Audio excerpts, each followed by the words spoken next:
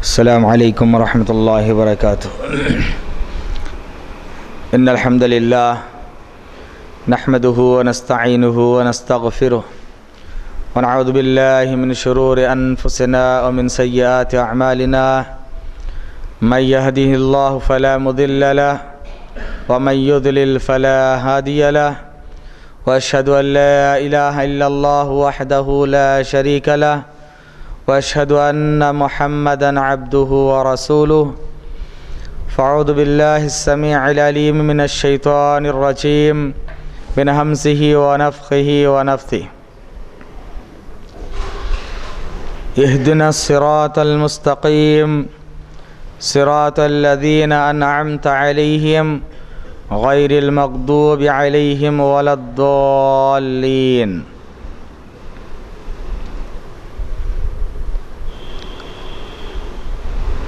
حضرات، اللہ تعالیٰ کا بے انتہا شکر احسان ہے کہ اللہ نے ہم تمام کو یہ توفیق عنایت بخشی کہ ہم تمام مل بیٹھ کر اللہ تعالیٰ کی نازل کردہ کتاب قرآن مجید سے اور احادیث رسول سے چند باتیں سن رہے ہیں اور سنا رہے ہیں۔ الحمدللہ حمداً کثیرا طیبا مبارکاً فی۔ پادہ و درود و سلام نازل ہو تمام انبیاء اور مرسلین پر، خصوصاً آخری نبی جناب محمد رسول اللہ صلی اللہ علیہ وسلم کی ذات گرامی پر، صلوات ربی و سلامہ علیہ وعلی آلہ واصحابہ اجمعین۔ حاضرین، اللہ تعالیٰ نے قرآن و حدیث کو نازل فرمایا، اپنے لیے پسندیدہ دین اسلام کو اختیار کیا اور اس کے ماننے کا حکم تمام انسانوں کے لوگوں کو دیا۔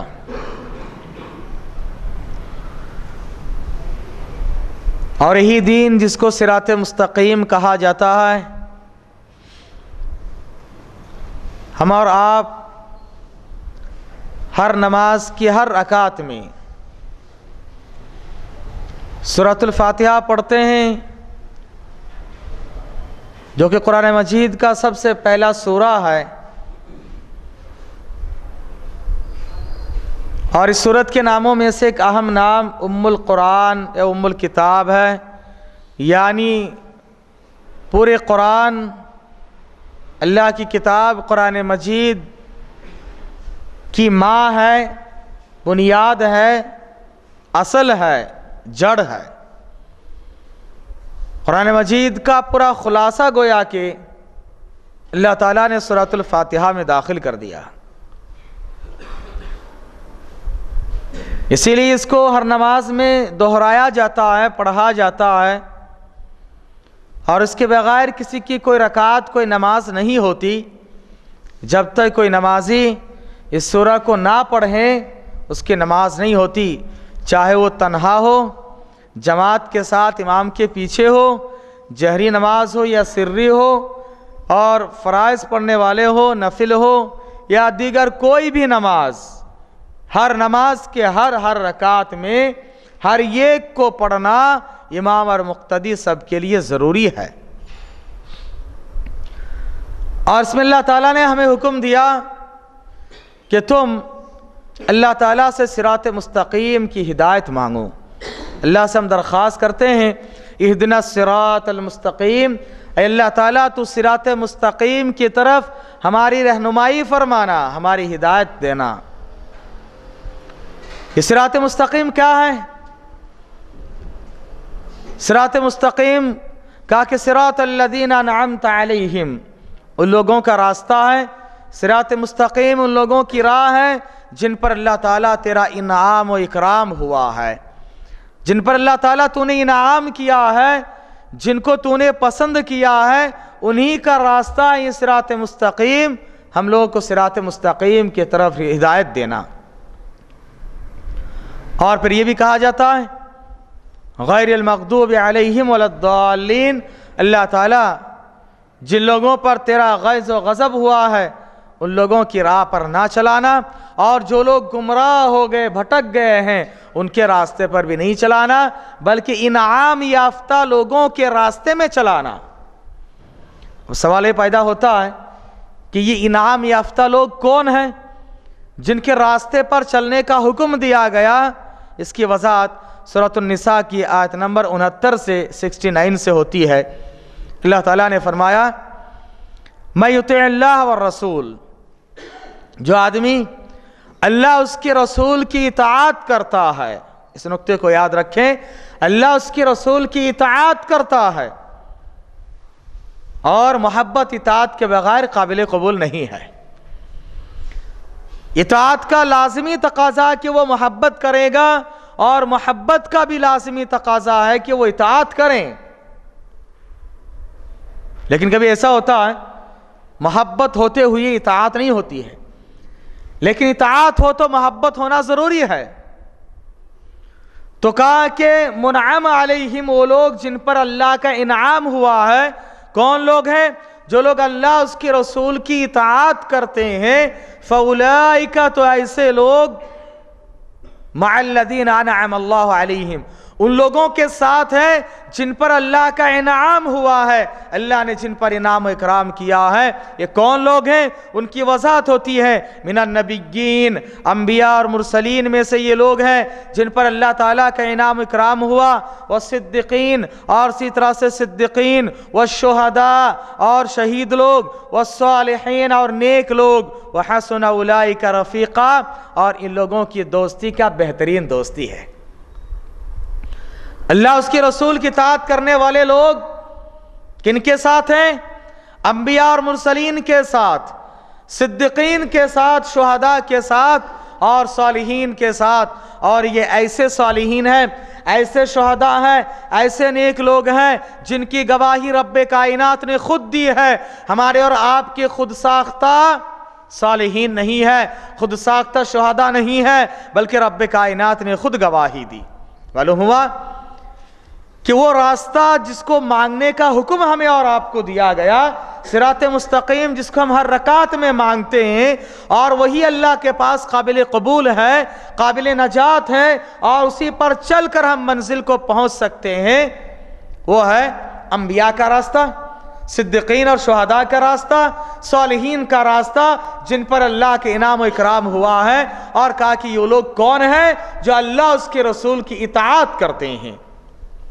حضرات، اللہ اس کے رسول کی اطاعت یہی ہمارے لیے زاد راہ ہے، یہی توشہ ہے، یہی ہمارے رخت سفر ہے، یہی کامیابی کا معیار ہے، اور یہی ایک مسلم کا درہ امتیاز ہے۔ اسی سے پہچانا جاتا حق اور باطل کیا ہے۔ حضرات گرامی، اس مختصر سے تمہید کے بعد آج میں آپ حضرات کے سامنے جس موضوع کو واضح کرنے والا ہوں وہ ہے لفظ اہل حدیث۔ لفظ اہل حدیث، لوگ کہتے ہیں کہ یہ بھی ایک فرقہ ہے۔ کیا یہ فرقہ ہے؟ یہ بعد کا تیار کردہ ہے، بعد کی جماعت ہے، یا اس کی حقیقت، اس کی تاریخ کیا ہے؟ اہل حدیث کی تاریخ اور ان کا منہج کیا ہے، ان کی دعوت کیا ہے، یہ آپ کے سامنے انشاءاللہ بات آئے گی۔ موضوع شروع کرنے سے پہلے موضوع کا جو نام ہے اہل حدیث کی تاریخ، اس بات کو سب سے پہلے سمجھیں کہ اہل کس کو کہا جاتا ہے اور حدیث کس کو کہا جاتا ہے۔ دو لفظوں سے ملا ہوا ایک مرکب ہے۔ پہلا لفظ ہے اہل، جس کے معنی ہوتے والے۔ اہل کے معنی والے، صاحب، ماننے والے، عمل کرنے والوں کو اہل کہا جاتا ہے۔ جیسے کہتے ہیں کہ اہل بیت یعنی گھر والے، ایسے ہی اہل کے معنی ہوتا ہے والے۔ اور حدیث مطلب حدیث والے۔ حدیث کس کے لیے استعمال ہوتا ہے؟ لوگ سمجھتے ہیں کہ صرف رسول اللہ صلی اللہ علیہ وسلم کی باتوں کو حدیث کہا جاتا ہے، قرآن اس میں سے نکل جاتا ہے۔ ایسی بات نہیں ہے۔ لفظ حدیث قرآن اور حدیث دونوں کے لیے استعمال ہوا ہے. قرآن اور حدیث کے لغتاً یا اس کے لیٹرنگ میننگ یہی ہے کہ بات چیت کرنا، گفتگو کرنا. ڈکشنری آپ دیکھیں تو عربی میں اس کے معنی ہے بات چیت کرنا، گفتگو کرنا. اور شرع اعتبار سے قرآن اور حدیث دونوں کو حدیث کہا جاتا ہے. اگر صرف اہل القرآن کہے تو حدیث نکل جاتی ہے، یا کوئی اور نام دے تو دونوں کو جامع نہیں ہے. لیکن لفظ حدیث ایک ایسا لفظ ہے دونوں کے لیے بولا جاتا قرآن اور حدیث. دلیل میں آپ کو دوں گا. سب سے پہلے قرآن کے لیے لفظ حدیث استعمال ہوا ہے سورۃ الزمر آیت نمبر 23. اللہ تعالیٰ نے فرمایا اللہ نزل احسن الحدیث، اللہ تعالیٰ نے نازل کیا بہترین حدیث. اللہ نے کیا نازل کیا؟ قرآن کے لیے لفظ حدیث کا استعمال ہوا ہے. اور ایک دلیل سورہ کہف آیت نمبر 6، اللہ تعالیٰ نے یہاں بھی قرآن کے لیے حدیث کا لفظ استعمال کیا کہ رسول اللہ صلی اللہ علیہ وسلم دعوت و تبلیغ کا کام کرتے تھے اور لوگ آپ کی باتوں کو نہیں مانتے تو آپ کو دلی اعتبار سے بڑی پریشانی ہوتی. کبھی کبھار آپ سوچتے ہیں کہ میرے اندر تو کوئی خامی نہیں. ہم لوگ دعوت دیتے ہیں، کب اس طرح سے سوچے ہیں؟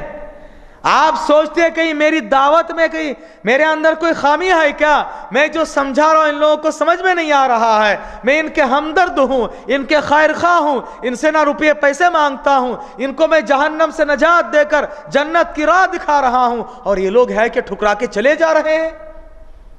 دل میں آپ کو بڑی کوفت ہوتی. کبھی آپ سوچتے کہ پہاڑ کے اوپر جا کر اپنے آپ کو ہلاک کر دیں. اللہ نے ذکر کیا کہ فَلَعَلَّكَ بَاقِعٌ نَفْسَكَ عَلَىٰ آثَارِهِمْ، ان کفار و مشرکین کے پیچھے شاید آپ اپنے آپ کو ہلاک اور برباد کر دیں. کیوں؟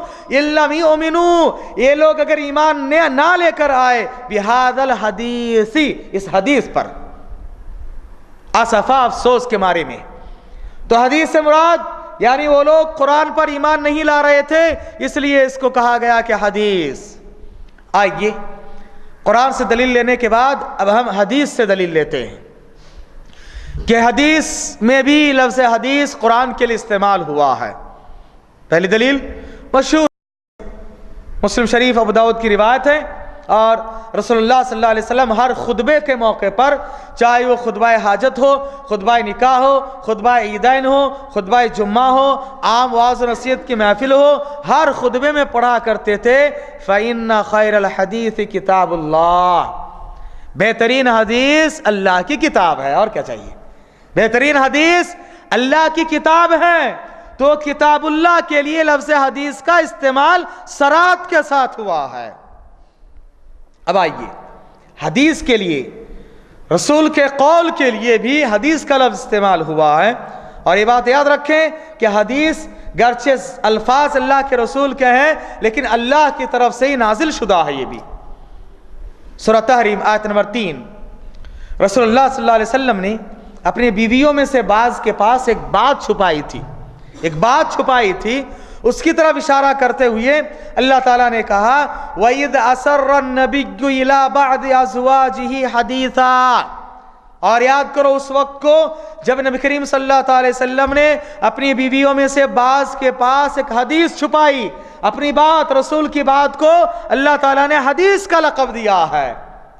قرآن کو بھی حدیث کہا گیا، اللہ کے رسول کی بات کو بھی حدیث کہا جا رہا ہے. مزید حدیث سے دلیل لیجئے کہ اللہ کے رسول کی باتوں کو حدیث کہا گیا. سنن ابی داؤد اور ترمذی کی روایت ہے. سنن ابی داؤد میں حدیث نمبر 3662. شیخ البانی رحمۃ اللہ علیہ نے اس حدیث کو صحیح قرار دیا ہے. رسول اللہ صلی اللہ علیہ وسلم نے فرمایا نضر اللہ امرأ سمع منا حدیثا فحفظہ حتی یبلغہ. اللہ کے رسول نے دعائیں دی کہ اس آدمی کو اللہ تعالیٰ تر و تازہ رکھے، خوش و خرم رکھے، جس نے میری حدیث کو سنا. سمع منا، ہم سے حدیث کو سنا. اللہ کے رسول کی باتوں کو حدیث کہا جا رہا. دیکھیے فحفظہ، اس کو یاد رکھا اور دوسروں تک پہنچا دیا. اللہ کے رسول نے ایسے لوگوں کو دعائیں دی. حدیث سنو، حدیث پڑھو، حدیث کو دوسروں تک پہنچاؤ، اور ایسے ویسے غلط سلط باتیں نہیں، کسی اور کی باتوں کو نہیں، بلکہ حدیث پڑھو اور حدیث کو دوسروں تک پہنچاؤ، اس کا فائدہ ہے۔ تو یہاں پر رسول اللہ صلی اللہ علیہ وسلم کی بات کو حدیث کہا گیا۔ معلوم یہ ہوا کہ قرآن و حدیث دونوں کو لفظ حدیث استعمال ہوا ہے۔ اب اس کے بعد آئیے، قرآن اور حدیث یہ دونوں لازم ملزوم ہے۔ کوئی آدمی صرف قرآن کو مانے پکا سچا مومن نہیں ہو سکتا، صرف حدیث کو مانے تو وہ چل بھی نہیں سکتا ہے۔ دونوں کا ماننا ضروری ہے، دونوں لازم اور ملزوم ہے۔ کیوں؟ سورہ حجر آیت نمبر 9 میں اللہ نے فرمایا اِنَّا نَحْنُ نَزَّلْنَا الذِّكْرَ وَإِنَّا لَهُ لَحَافِظُونَ، ہم اس ذکر کو نازل کرنے والے ہیں اور ہم ہی اس کی حفاظت کریں گے۔ اور الذکر سے مراد، ذکر سے مراد قرآن اور حدیث دونوں ہے۔ اس کی دلیل میں آپ کو دوں گا کہ ذکر سے مراد قرآن و حدیث دونوں ہے۔ سورۃ النحل آیت نمبر 43 سے لے کر 47 تک پڑھیے۔ اللہ نے فرمایا فَاسْأَلُوا أَهْلَ الذِّكْرِ إِن كُنتُمْ لَا تَعْلَمُونَ، اہل الذکر سے پوچھو اگر تمہیں معلوم نہیں ہے۔ اہل کے معنی کیا ہے؟ والے، ذکر کے معنی ذکر، ذکر والوں سے پوچھو اگر تمہیں معلوم نہیں ہے۔ کس کے ساتھ پوچھنا؟ بالبینات والزبر، دلائل کے ساتھ پوچھنا ہے۔ کسی کی بات مان لینا ایسا ہی نہیں، بلکہ دلیل کے ساتھ۔ لوگ تقلید کے لیے اس حدیث اس آیت کو پیش کرتے ہیں کہ دیکھو اگر تمہیں معلوم نہیں ہے تو جن لوگوں کو معلوم ہے ان سے پوچھو، یہ کہا گیا ہے۔ جن لوگوں کو معلوم ہے ان کو پوچھو، یہ کہا گیا۔ فَاسْأَلُوا، پوچھو، اہل الذکر، ذکر والوں سے پوچھو۔ اور ذکر سے مراد کیا ہے؟ بولیے، قرآن اور حدیث دونوں۔ ذکر سے مراد قرآن و حدیث دونوں۔ انہی آیتوں میں آگے دلیل ہے کہ ذکر سے مراد قرآن و حدیث دونوں ہے۔ لہٰذا پوچھنا تو کن لوگوں سے پوچھنا؟ بولیے، قرآن و حدیث والوں سے پوچھنا۔ اگر تمہیں معلوم نہیں ہے ایسے لوگوں سے مسئلہ پوچھنا، ایسے لوگوں سے دریافت کرنا، ایسے لوگوں سے مسئلہ لینا جو قرآن و حدیث سے جواب دیتے ہیں۔ قرآن و حدیث اگر جواب نہیں دیتے ہیں، اسی کو تقلید کہا جاتا ہے کہ کسی کی بات بغیر دلیل کے مان لے۔ اب تقلید کی تعریف دیکھیے، تقلید یہی ہے کسی کی بات بلا دلیل مان لے۔ اب اگر یہ کہا جائے تو کہتے ہیں ہمارے حضرات بھی دلیل دیتے ہیں۔ دلیل کس کو کہا جاتا ہے؟ دلیل کیا ہے؟ شیطان کے پاس بھی دلیل ہے، دلیل اس کو نہیں کہا جاتا ہے۔ دلیل تو قرآن اور حدیث ہے۔ قرآن و حدیث کے علاوہ آپ کی سمجھ، کسی اور کے فہم، کسی اور کا استدلال، کسی اور کا طریقہ سمجھ، یہ آپ کے لیے ہمارے لیے دلیل نہیں ہے۔ دلیل اسلام میں قرآن اور حدیث۔ رسول اللہ صلی اللہ علیہ وسلم نے کہا تمہارے درمیان میں 2 چیزیں چھوڑ کر جا رہا ہوں، اس میں کوئی تیسری چیز نہیں ہے، کسی امام کسی بزرگ کے فہم نہیں، قرآن اور حدیث۔ اگر کوئی قرآن حدیث کو سامنے رکھ کر، اور حدیث میں صحیح حدیث ہونا ضروری ہے، جواب دیتے ہیں تو ٹھیک ہے، تو ان کی بات ماننا قرآن و حدیث کو ماننے کے برابر ہے۔ قرآن و حدیث اگر جواب نہ دے تو ان کی بات ماننے کے برابر ہے، اور یہی غلط ہے۔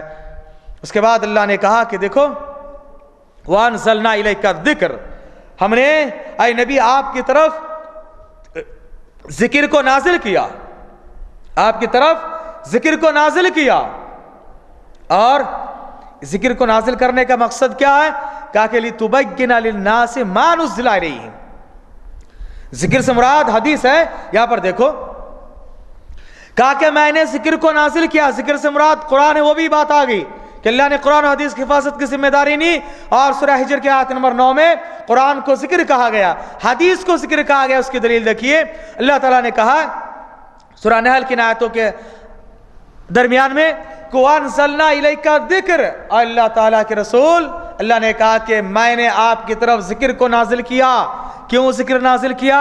لِتُبَيِّنَ لِلنَّاسِ، تاکہ لوگوں کے سامنے آپ کھول کھول کے رکھیں، لوگوں کے سامنے تفسیر بیان کریں۔ کس کی تفسیر؟ مَا نُزِّلَ إِلَيْهِمْ۔ اب یہاں بتلائیے، شروع میں اللہ نے کہا کہ ہم نے ذکر کو نازل کیا، کیوں؟ تاکہ آپ اس چیز کو کھول کھول کے پیش کریں جو لوگوں کی طرف نازل کیا گیا ہے۔ ابھی 2 نازل کرنے کیا مطلب ہوا؟ قرآن اور حدیث ہے۔ ہاں، اللہ نے کہا کہ میں نے قرآن کو نازل کیا ہے، اور اس قرآن کی وضاحت کے لیے ہم نے ذکر کو نازل کیا، اور وہ ذکر کیا؟ حدیث۔ حدیث گویا کہ قرآن کی وضاحت ہے۔ سورہ نحل کی آیت نمبر 43 سے لے کر 47 تک پوری وضاحت اللہ تعالیٰ نے کر دی ہے۔ معلوم ہوا قرآن و حدیث دونوں کو ذکر کہا جاتا ہے، اور ذکر والوں سے پوچھنا چاہیے۔ اور اگر کوئی بندہ قرآن و حدیث سے اعراض کریں، قرآن و حدیث کو چھوڑ دیں، یہی گمراہی کا اصل سبب ہے۔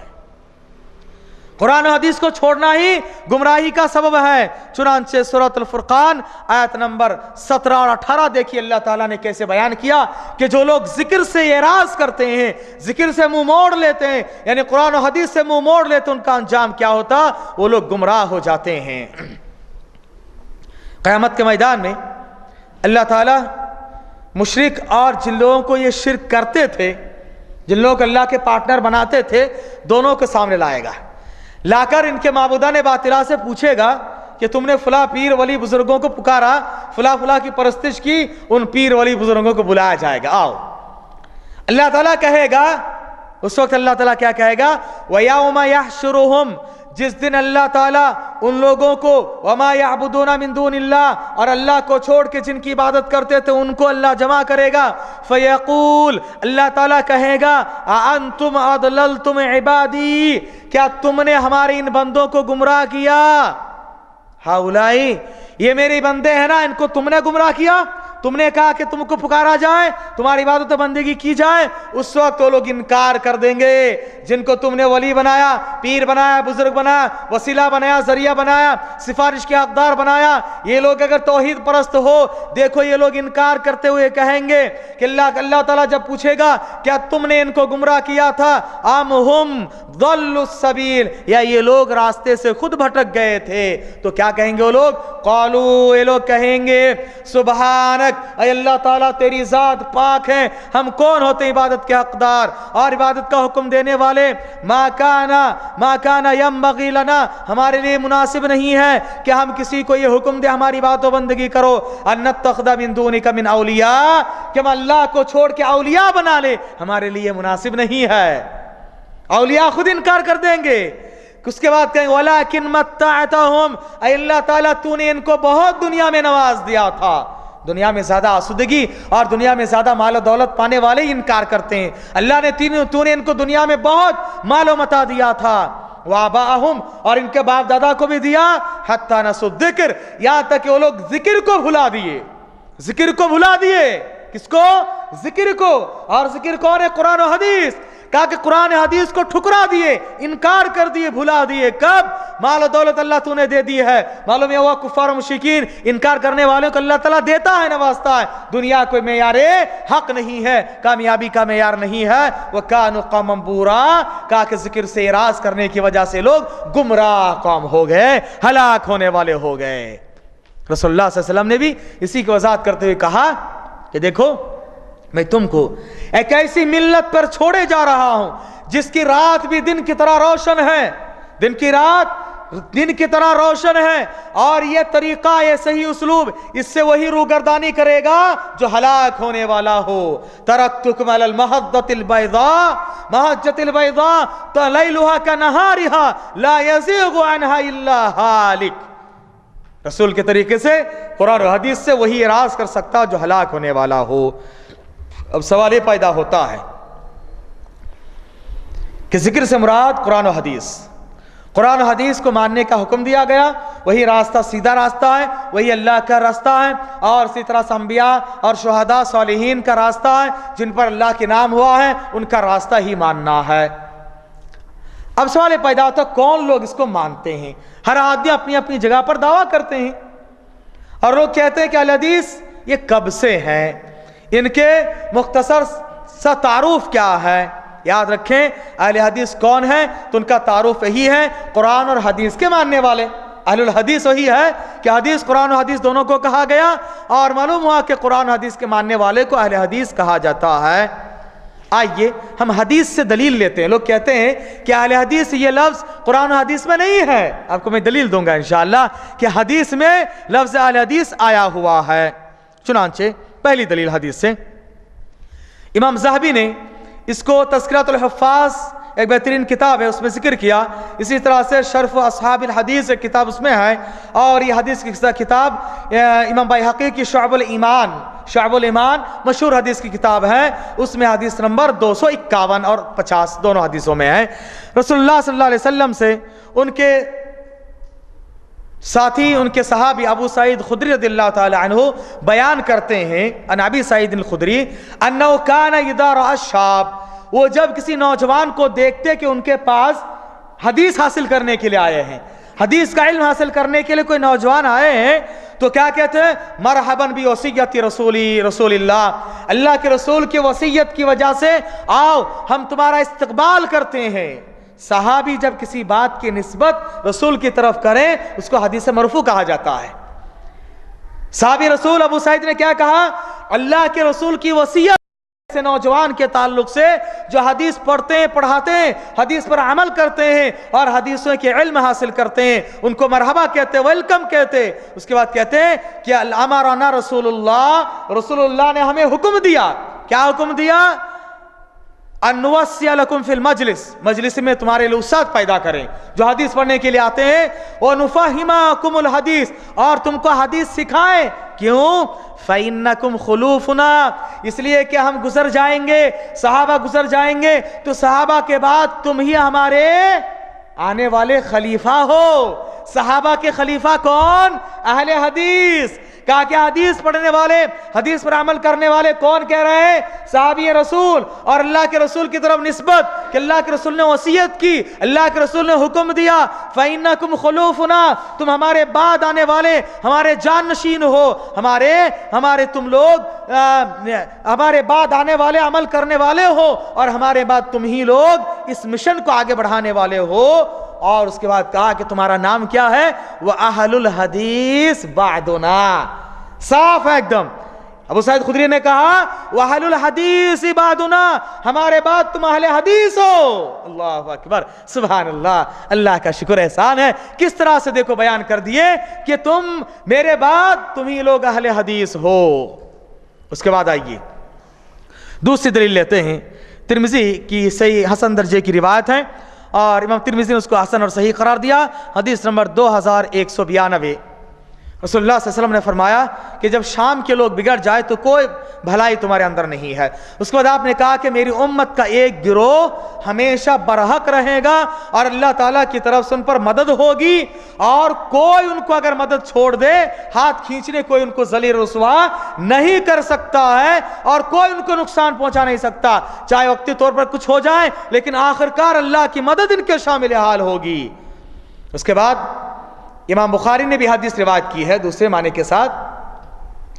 امام بخاری رحمۃ اللہ علیہ سے جب پوچھا گیا، اور امام بخاری کے شاگرد امام ترمذی کہتے ہیں کہ میں نے اپنے استاد محمد بن اسماعیل البخاری سے پوچھا کہ یہ کون لوگ ہیں، یہ قیامت تک برحق رہنے والے کون لوگ ہیں، کون سی جماعت ہے؟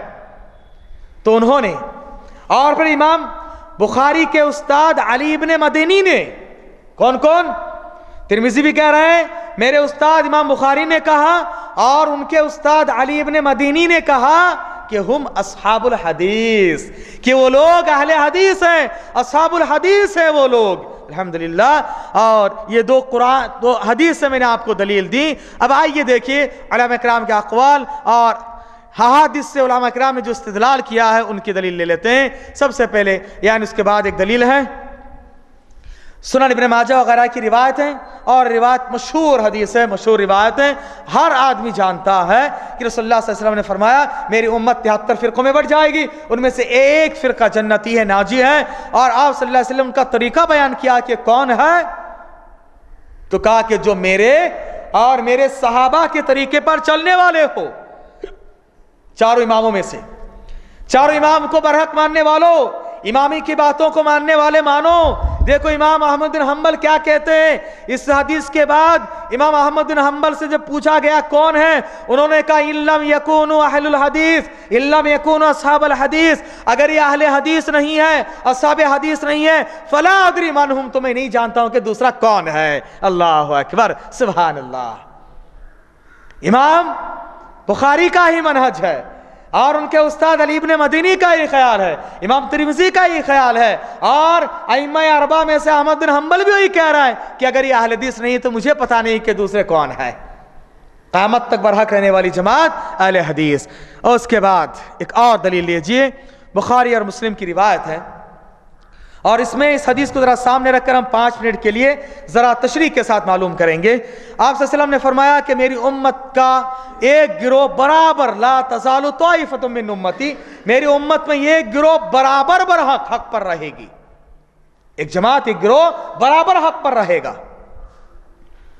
ابھی لا تزالو جو استعمال ہوتا ہے حضرات، لا تزالو جو استعمال ہوتا ہے یہ ہمیشہ کے لیے، ہمیشہ کے لیے، اس کو عربی میں کہا جاتا ہے استمرار بلا انقطاع، استمرار بلا انقطاع، یعنی بیچ میں کبھی کٹ آف نہ ہو، مسلسل کوئی کام کوئی چیز ہوتے رہے۔ عربی میں کہتے لا تزال زید غنیا، مسلسل زید مالدار، یعنی جب سے پیدا ہوا تب سے وفات تک ہمیشہ مالدار رہا، کبھی وہ غریب نہیں ہوا، اس کے لیے لا تزالو کا استعمال ہوتا ہے۔ یعنی لا تزال رسول اللہ صلی اللہ علیہ وسلم نے کہا تو شروع سے لے کر رسول اللہ صلی اللہ علیہ وسلم سے لے کر قیامت کی صبح تک یہ جماعت رہے گی، بیچ میں کبھی کٹ آف نہیں ہو سکتا، یہ یاد رکھیے۔ اب کب سے اہل حدیث، یہ کب سے یہ لوگ کہتے نہیں جماعت ہے، تو ہمارا سوال یہ ہوگا جو لوگ کہتے ہیں اہل حدیث کب سے، تو ہمارا جواب یہی ہوگا اس سے، حدیث جب سے۔ حدیث کب سے؟ بولو، حدیث کب سے ہے؟ غار حرا، پہلی حدیث غار حرا، اقرا بسم ربک الذی خلق، ہاں یہ پہلی حدیث نازل ہوئی۔ قرآن و حدیث دونوں کو حدیث کہا جاتا ہے، اس کے سلے میں نے شروع میں بتا دیا، قرآن و حدیث دونوں کو حدیث کہا جاتا ہے۔ اور پہلے حدیث کب نازل ہوئی؟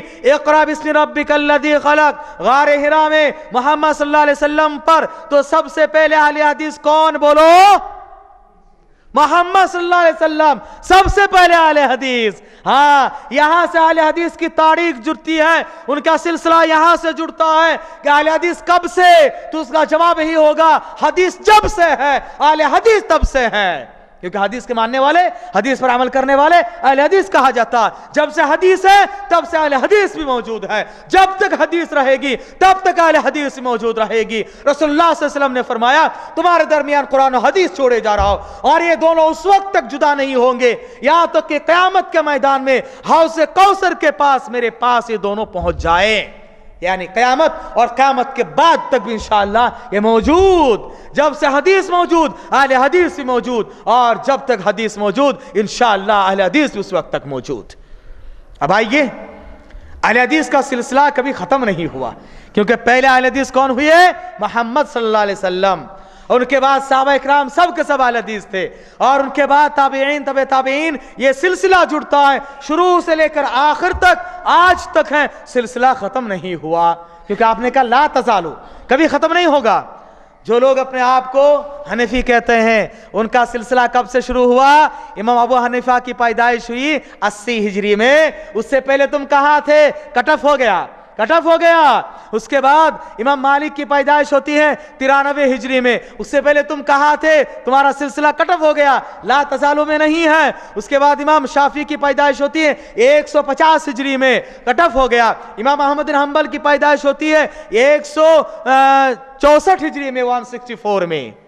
اس سے پہلے کہاں تھے تم لوگ؟ بتاؤ کہاں تھے؟ ہاں، لا تزالو، رسول اللہ صلی اللہ علیہ وسلم نے کہا مسلسل رہنا چاہیے، مسلسل کبھی کٹ آف نہ ہو۔ اور مسلسل کون ہے؟ غار حرا سے لے کر قیامت کی صبح تک رہنے والی جماعت ہے اہل حدیث۔ حضرات گرامی، رسول اللہ صلی اللہ علیہ وسلم اس کے لیے دوسری بات یہ کہیں کہ طائفۃ من امتی، میری امت کا ایک طائفہ، ایک گروہ، ایک جماعت، اور وہ کون ہے؟ اس کے لیے میں نے وضاحت کر دی کہ صحابہ اکرام سے، احادیث سے، اور اسی طرح سے سلف صالحین کا اقوال سے انہوں نے یہی کہا کہ اہل حدیث نہیں ہے، تو ہم نہیں جانتے کون ہے۔ جب اہل حدیث اور ان لوگوں کا حوالہ یا اقوال بیان کیے جاتے ہیں تو سخت فٹ سے لوگ جواب دیتے ہیں اہل حدیث سے مراد تم لوگ نہیں ہیں، بلکہ وہ محدثین مراد ہیں۔ کون مراد ہے؟ محدثین مراد ہیں، تم لوگ مراد نہیں ہے۔ آئیے ہم دلیل لیتے ہیں کہ اہل حدیث سے مراد محدثین ہیں یا کون ہے؟ محدثین بھی ہیں، یعنی عالم حدیث، عالم بالحدیث، حدیث کا علم رکھنے والے نے محدث بھی ہیں، اور عامل بالحدیث، حدیث پر عمل کرنے والے بھی ہیں۔ دلیل، اگر اہل حدیث سے مراد آپ صرف حدیث کا علم رکھنے والے محدث لیتے ہیں تو اس آیت کا جواب دیجئے۔ اللہ تعالیٰ نے اہل کتاب سے خطاب کر کے کہا یا اہل الکتاب، یا اہل الکتاب، تو اہل کتاب سے مراد صرف کتاب اللہ یعنی تورات اور انجیل کا علم رکھنے والے، یا پورے یہود و نصارہ؟ بولو، पूरे यहूद और नसारा मुराद है। और यहूद और नसारा में से हर एक के पास तौरात और इंजील का इल्म नहीं था, लेकिन उस पर अमल करते थे। मालूम हुआ अहल का लफ्ज अहले हदीस, इस तरह से अहले किताब कहकर अहले किताब के तौरात और इंजील के अमल करने वाले, इल्म रखने वाले दोनों मुराद हैं। ऐसे ही अहले हदीस से मुराद हदीस का इल्म रखने वाले मुहद्दिसीन भी है और हदीस पर अमल करने वाले भी अहले हदीस हैं।